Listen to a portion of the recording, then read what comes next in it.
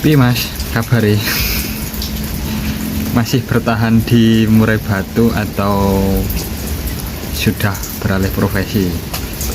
Yo, ini sih semua cuma berdasarkan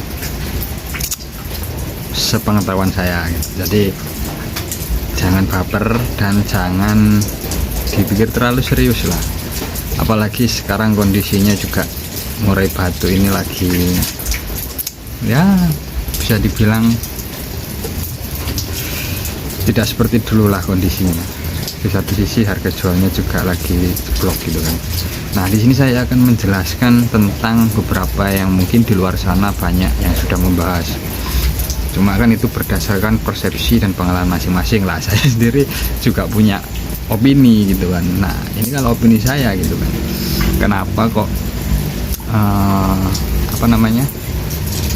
murai rekan-rekan itu mungkin harga jualnya kok tidak seperti di YouTube gitu. Ada apa ini? Padahal murai ini bagus gitu, sering juara dan lain. Nah, ini triknya supaya murainya teman-teman itu laku mahal itu. Solusinya kita kita ambil contoh lah Superman ya kan, moyaknya Pak Hidayat. Itu kenapa kok sampai bisa laku seharga 1 miliar gitu ya?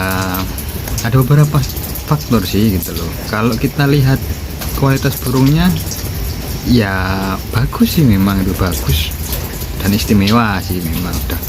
Nah, kalau caranya supaya bisa sampai seperti murai-murai seperti itu ya apa? Ini kan cuma pengalaman saya pribadi, kita sharing-sharing lah di sini kan gitu loh.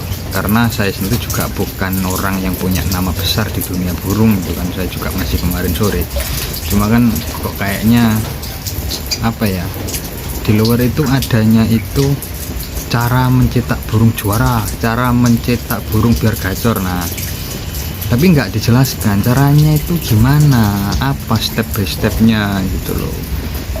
Nah, di sini tuh saya pengen jawab.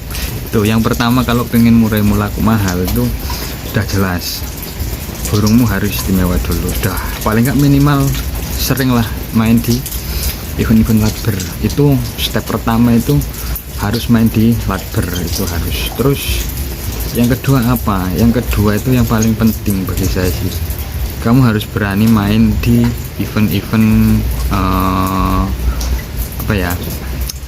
event cup lah, kayak Latpres dan lain-lain gitu yang agak besar tiketnya.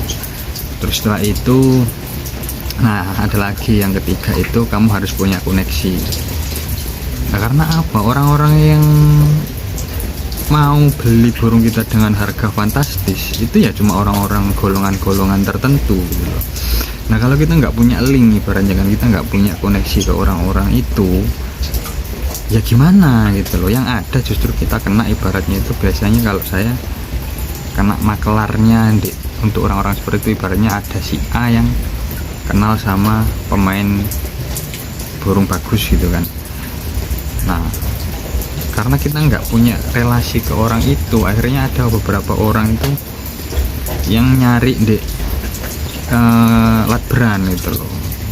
Dia tahu burung kita itu bagus dan bisa di kelas nasional, itu bisa main bagus, bahkan bisa juara itu. Tapi karena kita nggak punya koneksi sama orang-orang yang punya kualitas main di event-event besar, ya akhirnya harganya nggak sampai sefantastis itu gitu loh. Kadang kan kayak murai-murai yang dibeli dengan harga fantastis itu pasti awalnya itu dari latberan mas, nggak mungkin tiba-tiba terus langsung ketemu harga sefantastis itu.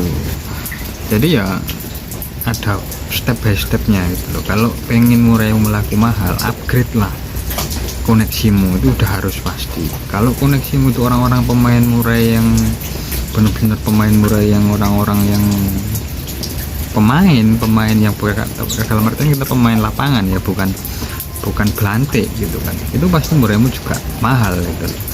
Jangan disamakan dengan kamu cuma ternak tapi nggak punya koneksi dan mengandalkan dijual di Facebook. Waduh, hancur itu mas.